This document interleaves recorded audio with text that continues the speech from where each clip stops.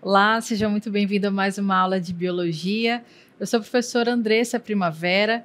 Nesse momento, vamos ver o objeto de conhecimento da nossa aula de número 27. Objeto de conhecimento, darwinismo social e discriminação étnico-racial, eugenia, fake news e saúde, mapeamento genético, uso indevido de substâncias e reações químicas e nucleares, ética em ciências da natureza. E no detalhamento, relação entre genótipo e fenótipo. Então vamos à nossa aula.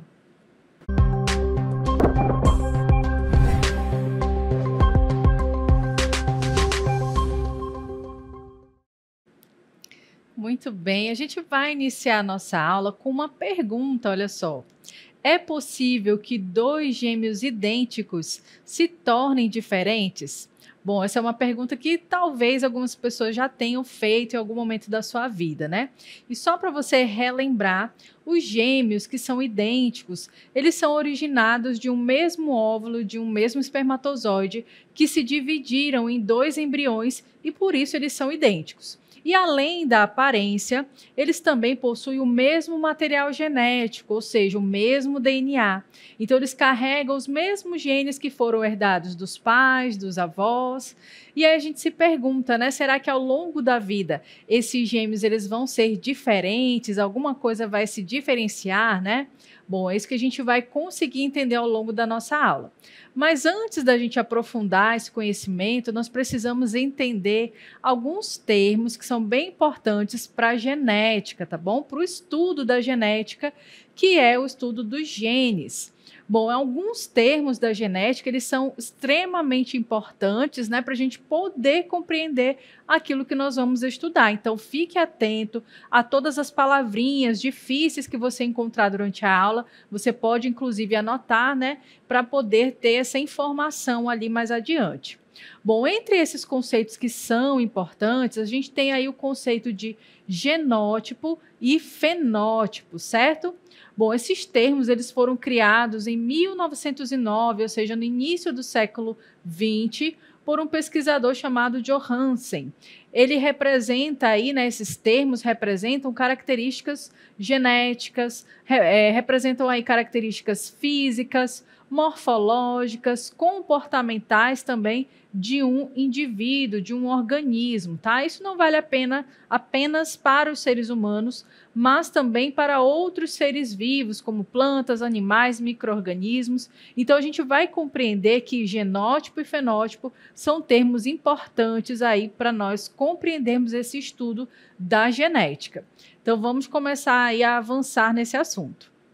Observe aí que William Ludwig Johansen, ele foi o pesquisador que deu origem aos termos genótipo e fenótipo. Então, esse pesquisador, pessoal, ele era bastante ávido, né, por investigar a respeito dessas características genéticas, tá? Ele estudou ali um pouco de farmacologia, estudou várias áreas dentro da biologia, entre elas o estudo da genética. E foi ele que propôs, então, esses termos genótipo e fenótipo. Esses termos, pessoal, eles derivam ali do grego, né? E fenótipo quer dizer que é algo aparente, é algo que a gente vai visualizar, né? A gente vai entender que, na maioria das vezes, podemos visualizar o que é o fenótipo. Agora, o genótipo tem a ver com as características que estão contidas no nosso material genético. A gente não vai conseguir visualizar, né, aos nossos olhos. A gente vai estudá-los, mas não vai conseguir visualizá-los, ok?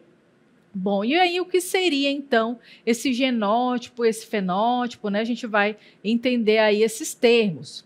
Fenótipo e genótipo são conceitos fundamentais no estudo da genética.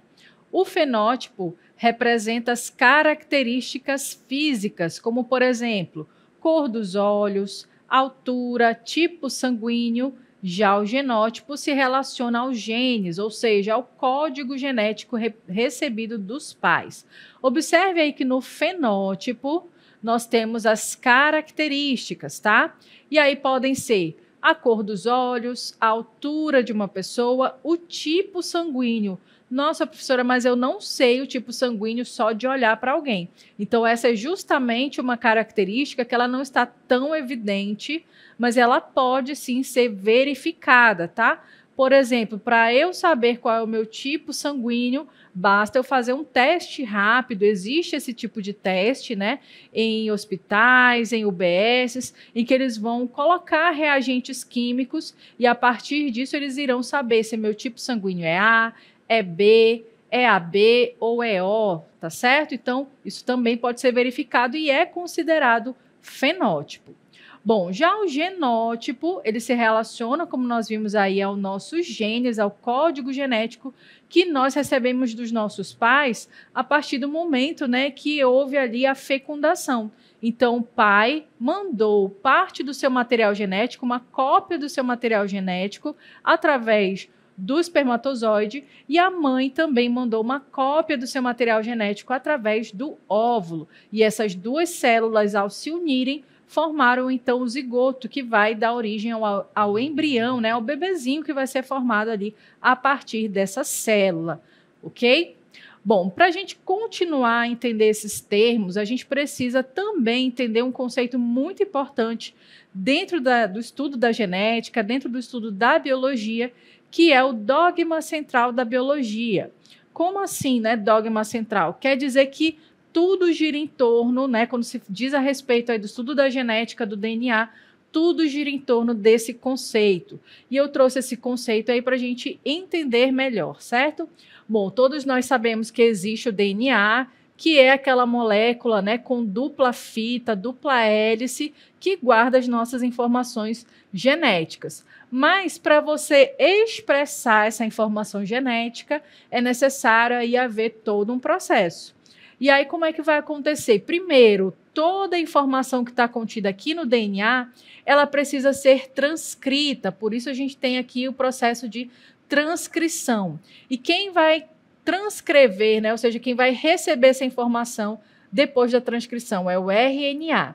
Então, imagine que aqui eu tenho uma receita, né, um passo a passo a ser feito, e aqui essa receita foi escrita, tá? Para depois ser executada. Então, ela foi copiada, certo? Algumas pessoas até associam o RNA a um pendrive, né? Ou seja, ali a máquina está armazenando a informação e o pendrive está, né, recebendo essa informação, tá? Mas, claro, a gente não está falando aí de informática e sim de genética. Então, a gente tem o DNA que guarda a informação e o RNA que recebe essa cópia da informação.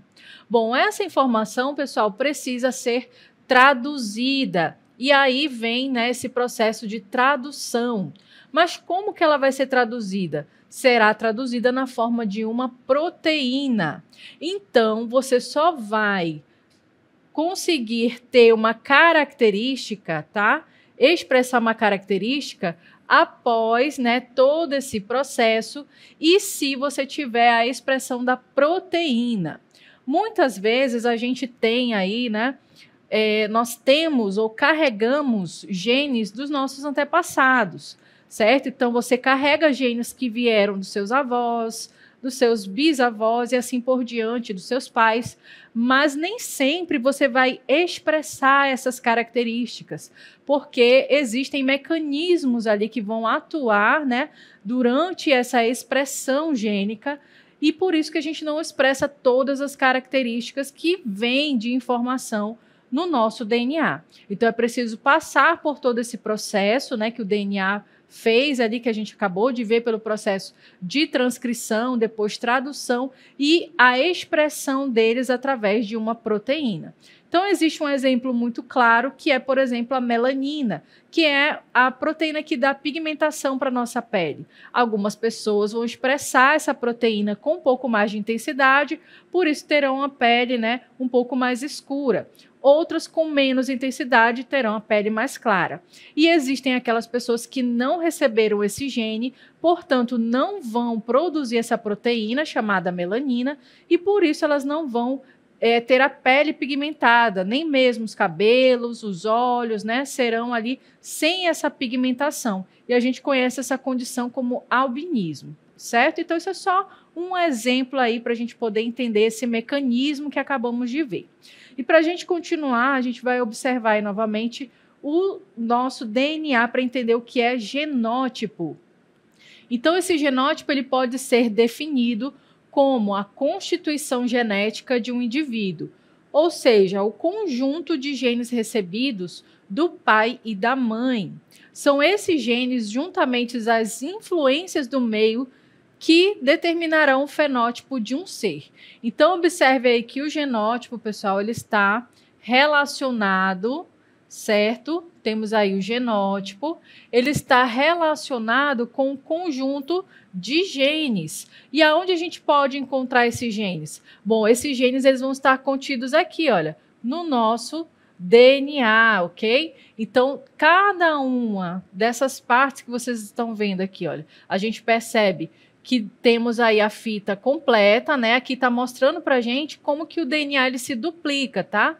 Então, aqui a gente percebe que essas fitas se abrem, serão duplicadas, né? Para que esse DNA seja conservado. Bom, a informação ela vai estar contida aqui, olha, dentro dessas bases nitrogenadas que, ao se juntarem aqui, farão, né? Servirão como um gene, tá? Ou seja, elas serão um gene, certo? Que depois, mais tarde, será expresso. Então, esses genes estão contidos aí, essa informação está contida dentro do DNA.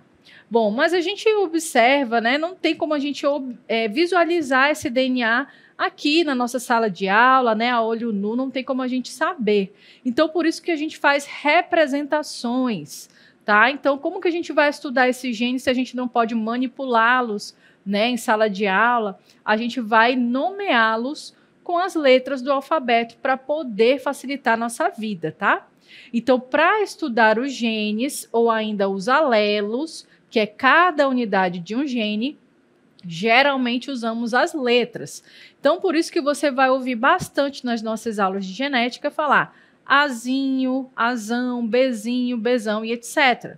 Então, quando que a gente vai usar as letras minúsculas? Azinho, Bezinho, Czinho, até o Zezinho, quando queremos nos referir aos genes recessivos, que são aqueles que não vão se expressar com tanta facilidade, tá? E nós temos ali o Azão, Bezão, Czão e etc., quando queremos nos referir aos genes dominantes, que são aqueles que se expressarão mesmo sozinhos, tá? Já vamos entender o que é esse sozinho aí. Bom, então você sabe, você aprendeu agora, né, que os genes, eles estão contidos no nosso material genético, tá? E o genótipo tem a ver com essa informação genética, com o conjunto de genes que cada indivíduo possui. E a gente aprendeu agora que para estudar esses genes, para falar sobre eles aqui no nosso estudo, a gente precisa atribuir letras para facilitar, então, esse entendimento. E nós atribuímos as letras minúsculas para os genes recessivos e as letras maiúsculas para os genes dominantes, certo? Então, vamos continuar. Agora a gente vai aprender outros termos que são bem importantes. Homozigoto e heterozigoto. Olha só, quando os alelos, que são aquelas letrinhas, tá? Quando elas estão sozinhas, individuais, a gente chama de alelos, em um genótipo, em um conjunto de genes, são iguais, ou seja, ambos recessivos ou ambos dominantes, dizemos que o indivíduo é homozigoto para esse gene. Já quando os alelos em um genótipo são diferentes, por exemplo, um dominante e um recessivo, ou seja, um maiúsculo e um minúsculo, o indivíduo é heterozigoto, certo? Então, você já está aprendendo aí o que é homozigoto e o que é heterozigoto. A gente vai usar bastante aí essa palavra ao longo da aula. Então, vamos observar aí um exemplo para você entender melhor. Observe aí, olha, que nós temos o exemplo de homozigoto e de heterozigoto, tá? Então, homozigoto, a gente vai ver aqui, olha, que é quando são dois alelos iguais. Por exemplo, azão, azão ou azinho, azinho, ok? E heterozigoto, quando eles são diferentes, um Azão e um Azinho. Gente, cada dupla dessa, tá? Cada dupla corresponde a um gene. Então, essa dupla aqui, olha, corresponde a um gene, ok? E a letra sozinha, só o A, só o B, por exemplo, corresponde a um alelo, certo? Então, os alelos, né, são aí essas letrinhas, quando a gente une, a gente forma um gene. E para você não esquecer, olha só, homozigoto quer dizer igual, ou seja, essas duas letrinhas são iguais, ou maiúsculas ou minúsculas, quer dizer, então, que pode ser aí alelos dominantes, quando está representado em letras maiúsculas, e alelos recessivos, quando estão representados em letras minúsculas. Agora, quando eu falo aí de heterozigoto, hétero quer dizer diferente, então a gente vai até representar aí com esse símbolo de diferente. Então, é quando eu tenho aqui um alelo que é dominante e um alelo que é recessivo. Então, eu vou dizer que essa pessoa ela é heterozigoto para determinada característica, ou ela é homozigoto para determinada característica, certo? Então, espero que você já tenha aí aprendido o que é homozigoto e o que é heterozigoto. E esses termos, eles estão relacionados aos genes, ao genótipo, tá? Que é tudo aquilo, toda aquela informação que está contida lá no nosso DNA que não está ali visível para a gente. Mas a gente vai estudar também o fenótipo, que é aquelas características, né? São aquelas características que estão visíveis, na maioria das vezes, aos nossos olhos. Então, vamos observar.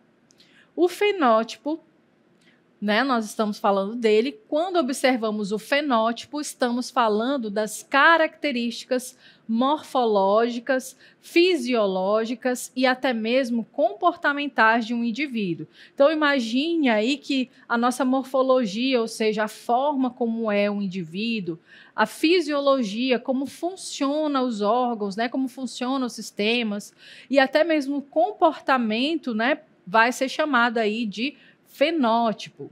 Essas características são resultado da expressão dos genes e também das ações do meio ambiente. Então, observe bem aí, olha só. Essas características que a gente observa são resultado da expressão de um gene. Então, vamos lá aos exemplos, olha só. A cor dos olhos, né? Pense aí, qual é a cor dos seus olhos? É castanho? É verde? É azul? Isso tudo é fenótipo. O seu cabelo, ele é encaracolado, ele é liso, isso também diz respeito ao seu fenótipo, né? Bom, a linha do seu cabelo, né? Aqui no couro cabeludo, dá uma olhadinha aí. Será que ela é uma linha reta ou ela tem o formato de V, que faz essa curvinha aqui na testa?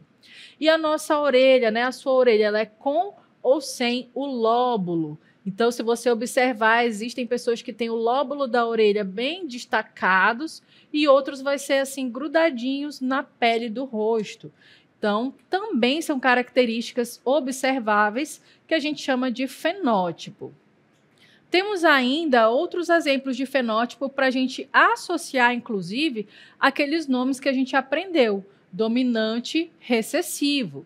Então, observe aí que nós temos várias características que são dominantes. Por exemplo, o cabelo ser escuro é uma característica dominante. Mas o cabelo ser loiro, ruivo, ou seja, claro, vai ser uma característica recessiva. Se você observar na população brasileira, a gente percebe que é mais comum observarmos pessoas de cabelo escuro. É um genótipo, né, que nós recebemos, e a característica, ou seja, o fenótipo que nós temos de cabelos escuros, né, é dominante, tá? Isso não quer dizer que por isso só vai ter pessoas de cabelo escuro. Não, o gene recessivo, em algum momento, ele vai aparecer e a gente vai ver também pessoas que possuem essa característica. A linha do cabelo, né? Quando ela tem aí essas entradas, é uma característica dominante. Sem entradas, é uma característica recessiva. A textura do cabelo, né? Se é um cabelo com cachos, com curvas, ou crespo, né, é uma característica dominante, enquanto o cabelo liso é uma característica recessiva, certo? Bom, quando eu quero dizer que uma característica é dominante, eu posso também, inclusive, já denominar aqui que ela pode ser homozigoto, quando ela tem aí os dois alelos iguais, tá? Então, lembre-se aí que é homozigoto, né?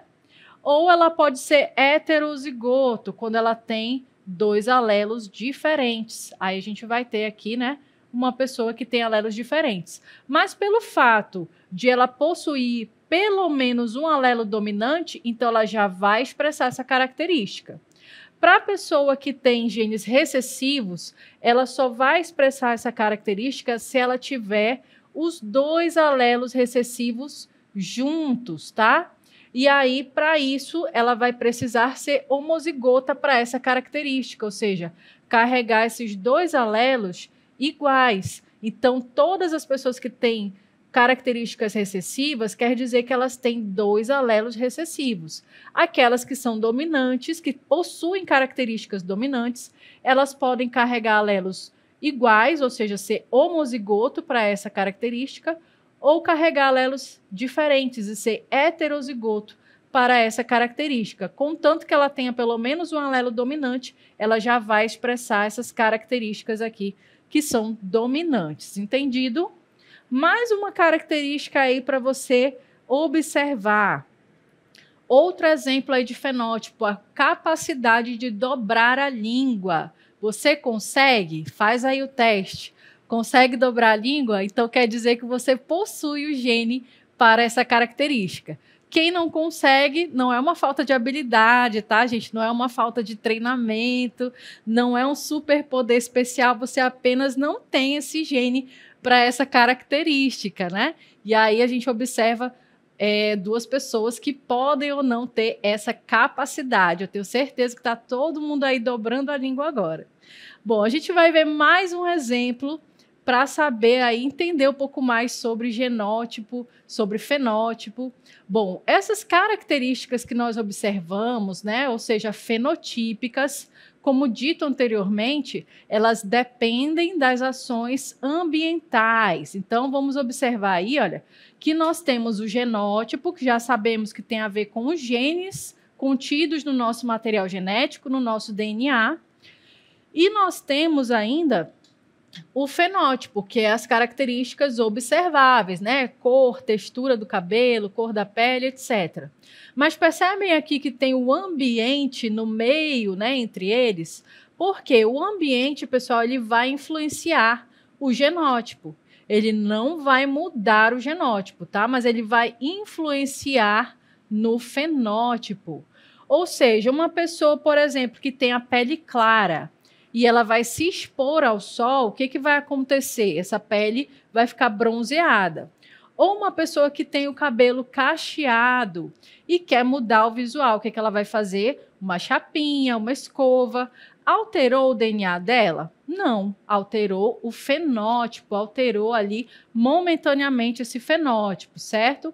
Bom, muitas vezes o ambiente ele vai influenciar de formas ainda mais profundas, né, nesse indivíduo. E aí a gente vem com um termo que é bastante importante, que é chamada epigenética. A epigenética, pessoal, diz respeito ao conjunto de modificações que acontecem na estrutura do DNA, não na sua sequência, né, naquela sequência lá de bases nitrogenadas, adenina, guanina, citosina. Não é nessa área, mas vão influenciar como os genes são expressos. Então, vai depender bastante do ambiente. E aí eu trouxe um exemplo bem claro para você, olha só. Os nossos hábitos, eles podem definir quem nós somos. Isso te assusta ou te conforta? Então, a gente tem aí duas situações, olha só. Uma pessoa que vive um estilo de vida saudável, que pratica esportes, que tem uma alimentação saudável, enquanto outra, né, tem um estilo de vida mais sedentário, não se nutre bem, né, não consome alimentos que trazem saúde para o seu organismo. Então, isso com certeza vai influenciar na forma como os genes podem se expressar nessa pessoa. Talvez ela não teria ali uma predisposição para a obesidade, mas se ela consome alimentos com altas calorias, não pratica esporte, então a tendência é que ao longo do tempo ela possa desenvolver a obesidade e outras doenças até mais graves, como pressão alta, diabetes. Então, muitas vezes as pessoas desenvolvem algumas condições não porque estavam lá nos seus genes, mas pelos seus hábitos de vida. E para a gente entender melhor, eu trouxe aí uma animação para explicar para a gente. Somos fruto da combinação entre as informações genéticas que carregamos e as influências externas, como o ambiente em que vivemos e nossos hábitos de vida. Essas influências externas deixam marcas únicas no DNA, sem alterar a ordem das letras da informação genética. As bases nitrogenadas A, T, C e G. No entanto, essas marcas modificam a expressão dos genes, isto é, o modo como o DNA é lido e utilizado pelas células. Para entender melhor, vamos usar uma metáfora. Imagine que cada gene é uma receita para a produção de uma proteína. O genoma, conjunto completo de DNA, seria como um livro de receitas usado pelas células. Para que as receitas se tornem pratos prontos, ou seja, para que os genes produzam proteínas, é necessário traduzi-las para a linguagem das proteínas. É nesse ponto que os mecanismos epigenéticos entram em ação. Eles interferem na forma como as informações do DNA são lidas, influenciando a produção das proteínas, ou seja, o resultado final da leitura genética. Imagine o uso de um marcador de texto, que destaca certas receitas para que sejam feitas com mais frequência. Da mesma forma, as marcas epigenéticas ativam ou silenciam genes. Assim como um livro de receitas, os genes, que são trechos do DNA, contêm instruções para a produção das proteínas, que seriam então o prato resultado dessa receita. As proteínas são responsáveis por estruturar e realizar funções no corpo, formando nossas características em interação com o ambiente. Por exemplo, o DNA contém instruções para a produção da proteína melanina, responsável pela cor da pele. Quando tomamos sol, há um estímulo genético para produzir mais melanina, o que resulta no bronzeamento.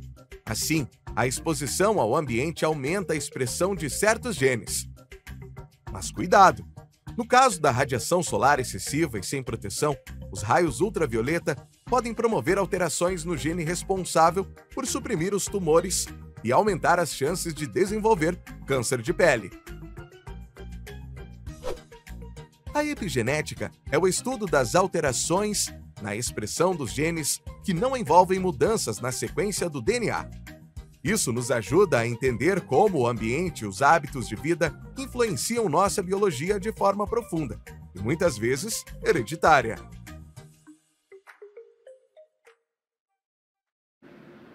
Muito bem, então a gente viu aí um pouquinho dessa explicação sobre a epigenética. E para a gente continuar, vamos observar aí que a epigenética ela estuda os mecanismos que regulam a ativação ou silenciamento dos genes sem alterar a sequência de DNA. Então, fatores ambientais como a alimentação, o estresse, o estilo de vida, eles podem influenciar essas modificações epigenéticas.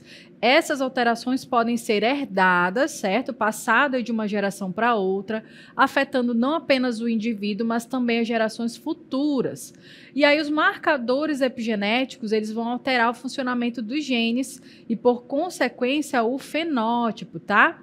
Bom, esses marcadores, eles podem desligar ou diminuir a ação de certos genes. E aí a gente vai observar agora para entender e fechar aquele raciocínio lá do início. Será que dois gêmeos, né, duas pessoas gêmeas podem aí ser diferentes ao longo da sua vida? A gente vai entender a partir aí então dessa epigenética.